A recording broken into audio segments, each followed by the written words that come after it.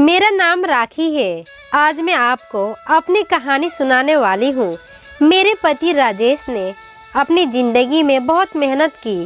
वो ज़्यादा पढ़े लिखे नहीं थे, इसीलिए हमेशा से मेहनत और मजदूरी का काम ही उन्हें मिला और घर चलाने के लिए उन्होंने यही किया। हमारे 2 बच्चे हैं। बेटा 10 साल का है और मेरी बड़ी बेटी 16 साल की है। अभी तक मेरे पति ने जैसे तैसे अपना घर चलाया। इस उम्र में भी आज भी हम वही हैं। अगर काम नहीं करेंगे तो खाने को नहीं मिलेगा, घर नहीं चल पाएगा, बेटा और बेटी की पढ़ाई पूरी नहीं हो सकेगी। मेरे पति की अब ऐसी स्थिति नहीं थी कि वो मेहनत और मजदूरी कर सके। उनसे अब यह काम नहीं होता था। अब हम क्या करेंगे? कैसे अपनी ज़िंदगी को आगे बढ़ाएंगे? कैसे कमाएं? मुझे और मेरे पति को यही चिंता खाए रहती थी। नौकरी नहीं है तो अब क्या फिर? मुझे एक दिन बैठे यह ख्याल आया कि क्यों ना हम एक छोटा सा ढाबा खोल ले। शहर के बाहर जहाँ से वाहन और गाड़ियाँ आती जाती है, वहाँ टीन का छोटा सा छपरा बनाकर चाय और खाने का एक छोटा सा ढाबा खोल सकते हैं। मैंने अपने पति से यह कहा। उन्होंने कहा कि दुकान खोलने के लिए पैसे कहाँ से आएंगे? मैंने कहा टीन का छपरा लगाना है, बस उसके लिए पैसे लगेंगे। बाकी सारा खाना बनाने का सामान हम घर से ले आ सकते हैं।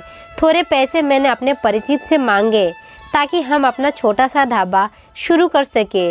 उनके मन में अभी भी संकोच था। वो बार बार मना कर रहे थे, लेकिन मैंने कहा हम एक बार कोशिश करते हैं और ज़्यादा कुछ नहीं लगेगा।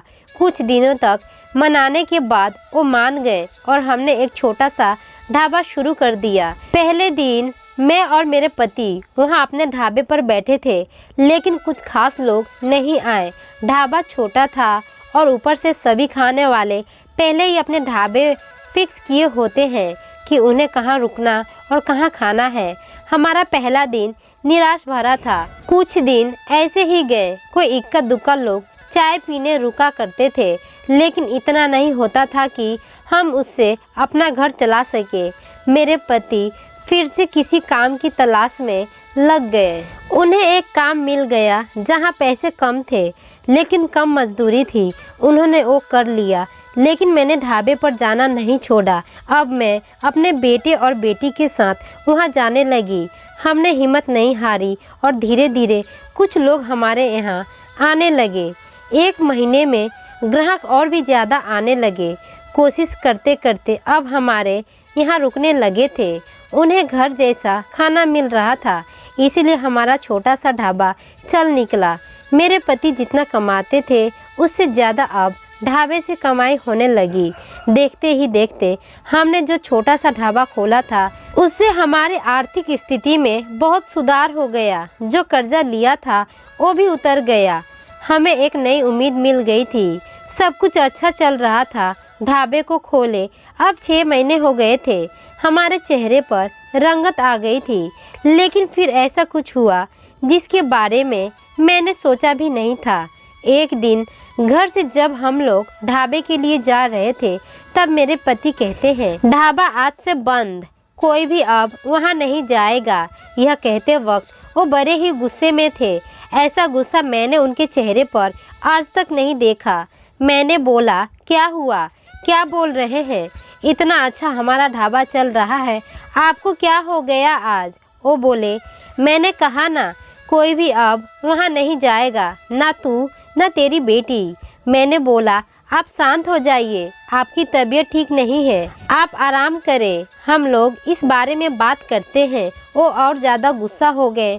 कहा कि कोई बात नहीं होगी, मैं जितना कमाता हूँ उतने से घर चल जाएगा, तू अब वहाँ नहीं जाएगी। मेरे पति का ऐसा रूप मैंने पहले नहीं देखा था। उस दिन मैं ढाबे पर नहीं गई, लेकिन जब वो शाम को आए तो उनका मुंह उतरा हुआ था। मैंने सही समय देखकर उनसे बात की। पूछा क्या हुआ आपको, ऐसा क्यों बोल रहे हैं? वो बोले कि मेरा मुंह मत खुलवा, मैं सब जानता हूँ कि तू क्या कर रही है। मैं तेरे साथ इतने दिनों तक वहाँ रहा तो वहाँ कोई नहीं आता था और मेरे जाते ही ढाबा चलने लगा। आखिर ऐसा भी क्या हो गया? मेरे तो होश ही उड़ गए। वो क्या बोलना चाहते थे मैं समझ गई। ऐसी बात वो भी शादी के इतने दिनों बाद इनके मुंह से सुनकर मुझे यकीन ही नहीं हो रहा था कि मेरे पति हैं। मैं एकदम खामोश हो गई। रात को मेरे आंसू नहीं रुक रहे थे। मेरे मुंह पर अब ढाबे का नाम भी नहीं आया। इस तरह की बातें सुनने के बाद मेरा अब कुछ करने का मन ही नहीं किया। उस दिन से खामोश हो गई। अब कुछ करने को कहने को बचा भी नहीं था। मैंने सोचा था कि उनको कोई सफाई नहीं दूंगी, वो अपना काम करते रहें, लेकिन उनकी कमाई कम थी, उससे अच्छे से गुजारा नहीं हो पाता था। कुछ ही दिनों में जो पैसा जमा किया था वो ख़त्म हो गया। करीब 3 महीने बाद ही उनकी तबीयत खराब हो गई और वो बिस्तर पर आ गए। काम नहीं कर पा रहे थे। मैं जैसे तैसे उन्हें संभाल रही थी। घर में जब पैसा ख़त्म होने लगा तो कर्जा लेने की नौबत फिर से आ गई। मैं चाहती थी कि कहीं किसी के घर जाकर खाना बनाने या बर्तन धोने का काम करने लगूं, लेकिन उनकी तबीयत खराब थी और मैं नहीं चाहती थी मेरी किसी भी बात के कारण वो फिर उसी तरह की बातें करे। एक दिन वो बिस्तर पर थे, मैं उनके लिए खाना बना रही थी, तब उन्होंने मुझे बुलाया। बोले, मैं जानता हूँ उस दिन की बात तुम्हें बहुत परेशान कर रही है, लेकिन और तुम्हें लग भी रहा होगा कि तुम्हें यह कैसे बोल सकता हूँ, लेकिन वो शब्द और बातें मेरी नहीं थी। मैंने कानों में ऐसी बात आई थी, अपनी रिश्तेदारी में ऐसी बात हो रही थी। मैंने अपनी बीवी और बेटी को अकेले वहाँ छोड़ दिया। उन्हें देख लोग रुकते हैं जिससे कमाई हो रही है। इस तरह की बातें मैं बर्दाश्त नहीं कर सका। 2 रोटी कम खा लेंगे, लेकिन यह सब नहीं सुनना था। समाज और यहाँ के लोग, खासकर आपके परिचित और रिश्तेदार, आपको आगे बढ़ता देख बहुत कुछ कहने लगते हैं, लेकिन लोग इस हद तक गिरे हैं मुझे इसका पता नहीं था। और मेरे पति भी उनकी बातों में आ गए। उस समय मैं भी होती उनकी जगह तो शायद यही करती। मुझे भी उतना ही बुरा लगता, वही फैसला लेती जो उन्होंने लिया। मैंने उन्हें कहा कि कहाँ है वो शुभचिंतक जो अब आपकी मदद करने नहीं आएंगे? जाइए आप उनसे पूछिए। हमारे घर में खाने को नहीं है, आपकी तबीयत खराब है, आप बताइए कौन आया अब हमारी मदद करने? दुनिया किसी को खुश नहीं देख सकती, और अगर कोई मेहनत करके आगे बढ़ता है तो सारे प्रयास करके उसे पीछे ढकेलने की कोशिश करती है। और आप उनकी बातों में आ गए, वो लोग सफल हो गए। सबको बात बनाना है। अब अगर हम भूख से मर जाएंगे तो भी उन्हें बातें मिल जाएगी। वो लोग कुछ समय तक बोलते, अगर हमें कोई फर्क नहीं पड़ता तो वो थक कर हार मान लेते। वो पीठ पीछे ही इस तरह की बकवास कर सकते हैं, सामने आने की तो उनमें हिम्मत भी नहीं है। उस दिन मेरे पति की आंखें खुल गई। उन्होंने कहा कि तुम सच बोल रही हो, मैं ही पागल था। लोगों को सफाई देने और उनके आगे अच्छा बनने में अपना नुकसान करा लिया। जब हम गलत नहीं हैं तो हमें सफाई क्यों देना, क्यों डरना? मुझे माफ़ कर दो, हमें नहीं, उन्हें बदलना होगा अपनी सोच, और अगर नहीं बदलते तो हमें क्या करें?